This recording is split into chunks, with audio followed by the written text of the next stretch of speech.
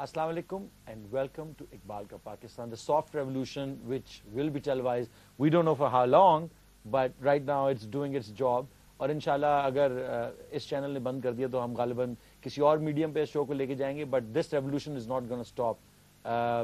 Obviously, as you can tell, this revolution is not about money or fame or trying to become leaders of a free world or whatever.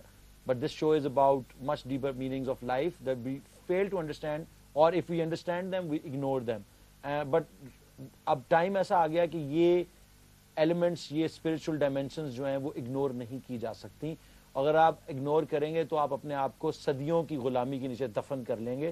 اور اسی غلامی کے خلاف یہ آواز جو ہم لوگ اٹھا رہے ہیں, اور انشاءاللہ یہ ریولوشن, بار بار جو ہم کہتے ہیں کہ یہ ریولوشن ہے, اور جو لوگ اس شو کو دیکھ رہے ہیں اور سمجھ رہے ہیں وہ بھی یہ سمجھ رہے ہیں کہ یہ ایک ریولوشن کی کیفیت اختیار کر چکا ہے. اور انشاءاللہ جتنے زیادہ لوگ اس کے اندر شامل ہوں گے اتنا زیادہ پاورفل یہ ریولوشن بنے گا. کیسے ہیں سر آپ حکیم صاحب؟ آج خیریت. لاسٹ شو پہ ہم نے ایک بڑی انٹرسٹنگ بات ڈسکس کر رہے تھے, نیگیٹو اسپرچولیزم اور جو اس کے ڈائمینشنس تھے. میرا ایک شو ہم اوبیسلی رموز بے خودی کے اوپر طرف جا رہے ہیں, لیکن ایک چھوٹا سا سوال میں چاہتا ہوں آپ سے کرنا کہ یہ جو نیگیٹو فورسز ہیں, spiritual forces, they've always been around according to قرآن میں بھی ہے ذکر, اور یہ ساری ہمارے ہسٹری میں یاد, لیکن یہ اپنے آپ کو بڑے اچھے طریقے سے چھپاتے ہیں. ان نیگیٹو اسپرچل فورسز کو بہت سارے نام دیے گئے ہیں. کوئی جنات بھی کہتے ہیں, کوئی اس کو کچھ نام دیتے ہیں, کوئی کہتے ہیں جی ایلینز ہیں, یا یہ ایکسٹرا ٹریسٹریل باڈیز ہیں, بلا بلا بلا. اس کے بارے میں بہت ساری کنفیوژنز ہیں. لیکن یہ جو ٹیلی ویژن اور الیکٹرانک ایک میڈیم ہے جس کے تھرو ہمیں ایک نیگیٹو زندگی کی روش ملتی ہے, جس میں ہم چل پڑے ہوئے سارے کہ یہ this is cool, that's not cool, hey man where's the beer, اور let's go, she's my girlfriend, اور jump off the plane, اور یہ سب چیزیں ان کی بنائی گئی. تو کہنے میں آیا کہ یہ جو اسپرچل نیگیٹو اسپرچل فورسز ہیں, یہ they transform themselves into electromagnetic waves or whatever and go through our cables or telephone lines and یہ ایک چیز ڈسکور کی گئی ہے کچھ سائنٹسٹ کے تھرو. میں کچھ اس کے اوپر ریسرچ کر رہا ہوں, تو آپ کیا کہیں گے اس کے بارے میں کہ یہ چیزیں واقعی اس فارم میں, نئی ماڈرن فارم میں, اور جس کو ہم ڈیٹیکٹ بھی نہیں کر سکتے کہ these are evil spiritual forces. دیکھیں علی, ابھی جو ہیومن انٹلیکٹ ہے, جو انسان کی ذہنی ارتقاء ہے, ابھی تو وہ اس کے قریب بھی نہیں پہنچی ہے کہ اسپرچولیٹی کو کوانٹیفائی کر سکے.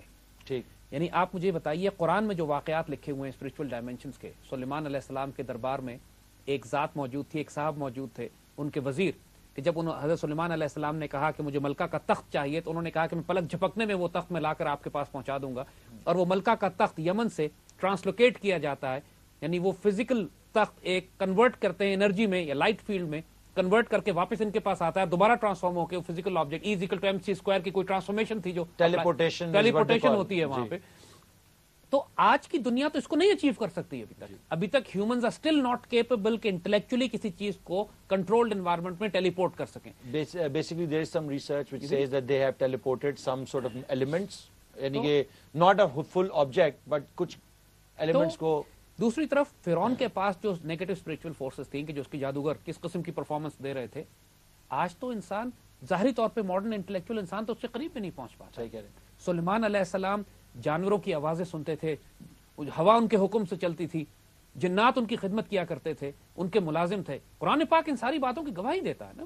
حضور کے پاس جنات آتے ہیں, حضور سے قرآن سیکھ کے جاتے ہیں, سورہ جن پوری اس حوالے سے قرآن میں موجود ہے. پھر وہ ابابیلوں والا واقعہ کہ کس طرح وہ چڑیاں آتی ہیں علم تر کیفا میں. تو انسان ان اسپرچول فورسز کو, چاہے وہ نیگیٹو ہوں یا پازیٹو ہوں, صرف انٹلیکچوئل ڈومین سے نہیں سمجھ سکتا. اس کے لیے انسان کو اپنے وجود میں موجود اسپرچول فورسز کو ڈیولپ کرنا پڑتا ہے. انسان ایک بہت بڑا عالم کبیر ہے, انسان یہ چھوٹا نہیں ہے. اقبال کا یہ شعر جو ہے نا کہ کافر کی پہچان کے آفاق میں گم ہے, مومن کی پہچان گم اس میں ہے آفاق. آفاق کہتے ہیں پوری کائنات, تو cosmos. The entire cosmos is actually within the soul of a believer, of a مومن. ایک انسان کے وجود میں, آپ کے وجود میں فزکس بھی ہے, میٹا فزکس بھی ہے, آپ کے وجود میں اسپرچول ڈائمینشن بھی ہے, فزیکل ڈائمینشن بھی ہے. اور یہی وہ فورسز ہیں کہ جو اقبال جن کو ریوائیو کرنے کی بات جب کرتے ہیں, جب بندے مومن کے ایٹریبیوٹس کی بات کرتے ہیں, ایک انڈیویجول لیول پہ بھی اور کلیکٹیو لیول پہ بھی. جب ایک انسان اپنے وجود میں اس شریعت پہ چلتا ہے, اس غیرت اور عزت کے پروسیس پہ چلتا ہے, جب ایک انسان خوددار ہوتا ہے, بھیک نہیں مانگتا, صدقات اور خیرات کرتا ہے, دلیر ہوتا ہے, جرأت مند ہوتا ہے, لوگوں کی سچ کے لیے سٹینڈ لیتا ہے, تو خود بخود اس کے وجود میں ایک جلال پیدا ہونے لگتا ہے. خود بخود اس کے وجود میں پازیٹیو فورس فیلڈ ایسے پیدا ہوتے ہیں کہ جو اس کو دیکھتا ہے وہ ایک لمحے کے لیے کانپ جاتا ہے کہ یار یہ مرد مومن, یہ شخص, اس کے وجود میں ایک کیریکٹر ہے. اقبال نے بڑا خوبصورت اس شعر کو کہا ہے کہ ایک بندہ مومن کو, آج کل کے نوجوان بچوں کو مخاطب کر کے, نوجوان نسل کو, کہ تیری نگاہ سے دل سینوں میں کانپتے تھے, تیری نگاہ سے دل سینوں میں کانپتے تھے, کھویا گیا ہے تیرا جذبے قلندرانہ.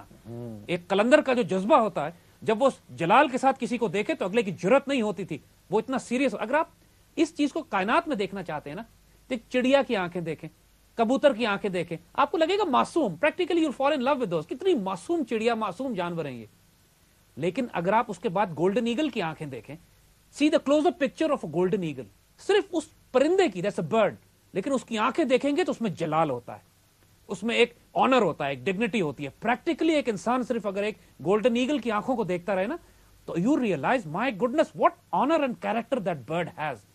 اور اسی لیے اقبال ہمیشہ جو مومن کو ایٹریبیوٹ کرتے ہیں شاہین سے کرتے ہیں, بار بار شاہین از گولڈن ایگل, کہ ایک باز, ایک عقاب, ایک شاہین, کہ جو اس پرندے میں بھی اتنا جلال ہوتا ہے کہ وہ اکیلا پرواز کرتا ہے, اکیلا رہتا ہے, بلندی پہ رہتا ہے, مردار نہیں کھاتا, حرام نہیں کھاتا, خود شکار کرتا ہے, چوری نہیں کرتا کسی اور کا. It's not a اسکیونجر.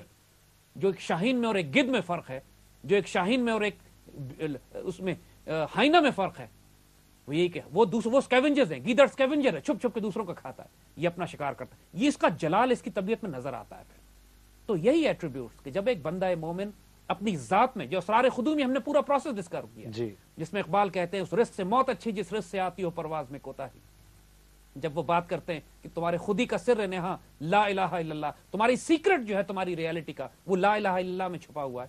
جب ان ڈائمنشنز کی بات کرتے ہیں تو اس کا مقصد آپ کی فزیکل باڈی کو ٹھیک کرنا نہیں ہے, اس کا مقصد ہے کہ آپ کی پرسنالٹی کے اندر وہ اسپرچول ڈائمنشن ریوائیو ہو کہ جو آپ کے قریب سے گزر جائے, انرجائز ہو جائے. یہ انسان کے وجود سے جتنی پاورفل فورسز نکلتی ہیں وہ ان فورسز سے بہت زیادہ ہیں جو انسان اپنی فزیکل باڈی سے جنریٹ کر سکتا ہے.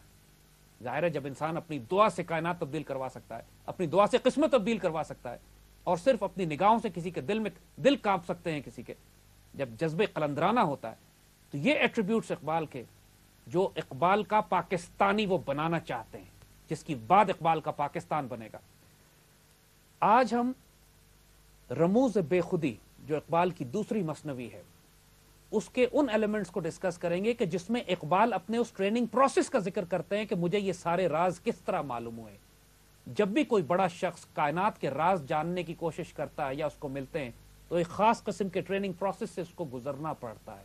ہمارے نوجوان جب اس ٹریننگ پروسیس سے گزریں گے تو اقبال کے رازوں کو پائیں گے. اس کو ہم آگے بات کریں گے. Very well, Ji. We're going to take a break, and after we come back, we're going to go on to Ramuz Bey Khudi.